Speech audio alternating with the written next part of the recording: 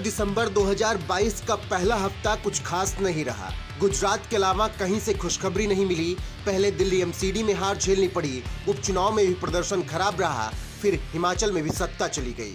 खैर, हिमाचल में तो रिवाज कायम रहा, लेकिन दिल्ली एमसीडी की हार बीजेपी को चुभ गई। दरअसल दिल्ली नगर निगम के 250 वार्डों के लिए मतगणना पूरी हुई तो आम आदमी पार्टी ने बहुमत हासिल कर लिया। आपके 134 उम्मीदवारों ने जीत दर्ज कर ली। बीजेपी ने केवल 104 सीटें जीती। कांग्रेस ने भी 9 सीटों पर जीत हासिल की। वहीं 3 सीट पर निर्दलीय उम्मीदवारों ने कब्जा जमा लिया। इस तरीके से अरविंद केजरीवाल की पार्टी एमसीडी दिल्ली में आ गई।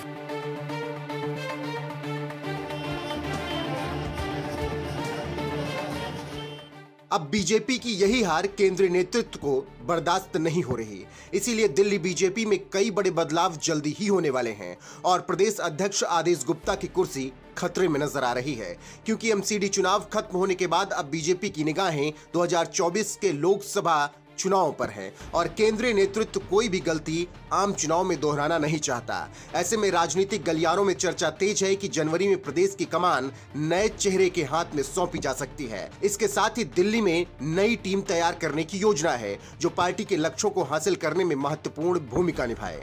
इस लिहाज से बीजेपी अब कमर कस चुकी है और बदलाव करने का प्लान पूरी तरीके से तैयार है। खबरों के अनुसार दिल्ली के साथ साथ 7 और राज्यों के प्रदेश अध्यक्ष का बदलाव जनवरी तक किया जाएगा, जिसमें मध्य प्रदेश, हिमाचल प्रदेश, राजस्थान और कर्नाटक भी शामिल हैं। हालांकि दिल्ली बीजेपी प्रदेश अध्यक्ष आदेश गुप्ता का कार्यकाल जून 2023 तक है, लेकिन एमसीडी चुनाव में उनके खराब प्रदर्शन को देखते हुए उन्हें जनवरी में ही पद से हटाया जा सकता है। इसीलिए नए पार्टी अध्यक्ष की तलाश भी तेज कर दी गई है। बीजेपी का शीर्ष नेतृत्व सभी समीकरणों की गणित को बैठाने में जुटा हुआ है। संगठन से भी फीडबैक लिया जा रहा है, क्योंकि जो भी प्रदेश अध्यक्ष बनाए जाएंगे उसके हिसाब से जातीय और क्षेत्रीय समीकरणों के अलावा छवि, परफॉर्मेंस के साथ साथ कई और मुद्दों को भी ध्यान में रखा जाएगा।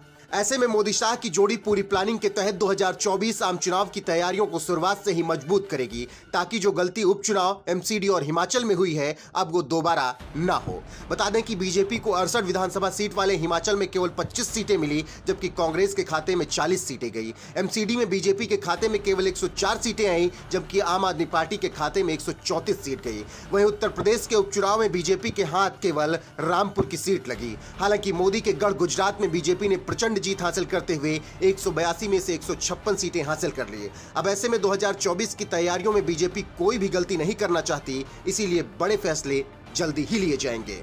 फिलहाल जिस तरीके से बीजेपी ने हिमाचल और एमसीडी में हार के बाद नई प्लानिंग शुरू कर दी है और मोदी साहब बड़े फैसले लेने के लिए तैयार हैं, उस पर आपका क्या कुछ कहना है? अपनी राय कमेंट कर हमें जरूर बताएं।